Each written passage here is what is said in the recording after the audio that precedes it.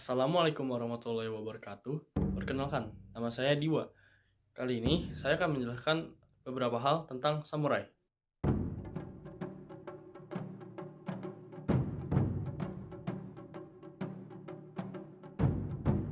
Pada masa periode Heian, kekaisaran sangat mengandalkan hasil pertaniannya untuk menopang perekonomiannya. Namun, karena pada saat itu keadaan setempat sangat genting, maka sering terjadi penjarahan oleh orang-orang setempat. Sehingga pada saat itu, para bangsawan pemilik tanah yang kita sebut daimyo segera menyewa tentara untuk melindungi mereka dari jarahan orang-orang setempat. Dari situ, maka terlahirlah sebuah pasukan bernama samurai. Samurai, yang merupakan kata kerja serapan dari saburao atau samurai, memiliki arti yaitu yang melayani hadir dekat dengan kaum bangsawan. Mereka merupakan pengawal bagi bangsawan-bangsawan. Pada saat itu, samurai kemudian semakin berkembang pesat karena popularitasnya di kalangan bangsawan. Saking besarnya komunitas samurai ini, akhirnya terbentuk sebuah organisasi besar samurai yang terletak di Edo, Provinsi Musashi, yang terletak di sini. Organisasi ini bahkan lebih kuat daripada kekaisarannya sendiri. Namun, pada tahun 1180 hingga 1185 terjadi perang Genpei yang melibatkan klan Taura yang mendukung kekaisaran dan klan Minamoto yang mendukung shogun, pemerintahan militer. Dengan perang yang akhirnya dimenangkan oleh klan Minamoto, klan tersebut kemudian mendirikan Shogun Kamakura, sebuah pemerintahan militer berupa kediktatoran militer.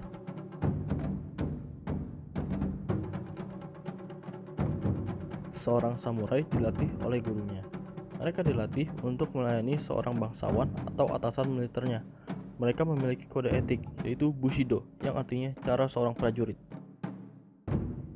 Di dalam pertempuran, seorang prajurit yang mengalami kekalahan harus melakukan ritual mereka, yaitu seppuku, atau orang menyebutnya harakiri. Hal tersebut berupa seseorang yang kalah harus melakukan bunuh diri dengan cara menusuk dirinya sendiri di bagian perut. Kemudian, orang lain membantunya memenggal bagian leher orang tersebut. Sebagai bagian dari Bushido, samurai yang kehilangan tuannya juga diharapkan melakukan harakiri. Bagi mereka yang tidak mengikutinya, maka ia akan dibiarkan pergi. Ia akan dijuluki Ronin, yang artinya tidak memiliki tuan. Tetapi, banyak dari Ronin-Ronin tersebut beralih menjadi seorang kriminal karena mereka mengandalkan kebisaan mereka dengan pedang tersebut untuk hidup mereka.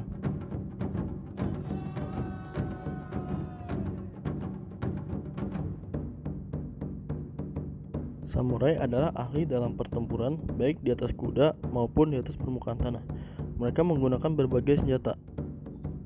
Mereka menggunakan panah, tombak, dan terkadang senapan. Namun, senjata utama mereka dan senjata paling simbolis adalah pedang atau disebut katana. Ada banyak hal-hal unik yang ada dalam sejarah samurai. Penasaran? Yuk kita lihat. Samurai tidak hanya pria. Kebanyakan masyarakat percaya bahwa para samurai adalah pria. Namun ada juga para wanita yang mendapat latihan yang sama dengan para samurai pria. Mereka disebut sebagai Onna Bogeisha.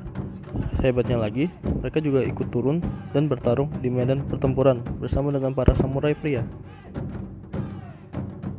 Samurai tidak hanya orang Jepang asli. Dalam sejarah, hanya ada 4 orang barat yang menerima kehormatan sebagai seorang samurai. Mereka adalah William Adams, Jan Joosten van Lodenstein, Eugene Collard, dan Edward Snell. Dari keempat pria ini, Adams adalah yang paling pertama dan paling berpengaruh. Ia bahkan menjadi penasihat shogun tersendiri. Seppuku atau harakiri sebagai cara untuk mendapatkan kehormatannya kembali. Salah satu hal yang begitu dikenal dari samurai adalah upacara seppuku atau harakiri, yaitu ritual untuk bunuh diri. Hal ini dilakukan jika seorang samurai gagal menjalankan tugasnya atau tertangkap oleh musuh. Seppuku biasanya dilakukan secara sukarela atau keinginan sendiri, tapi ada juga yang sebagai hukuman. Cara ini dianggap sebagai cara yang sangat terhormat untuk mati. Oke, terima kasih telah menyaksikan video saya kali ini. Sekian dari saya. Wassalamualaikum warahmatullahi wabarakatuh.